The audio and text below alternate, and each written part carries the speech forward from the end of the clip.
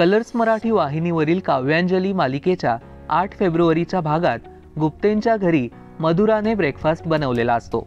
मग ती अंजलीला म्हणते, आता ब्रेकफास्ट बनवलेलाच आहे तर मी प्रीतमसाठी हा ब्रेकफास्ट घेऊन त्याच्या स्टुडिओमध्येच जाते।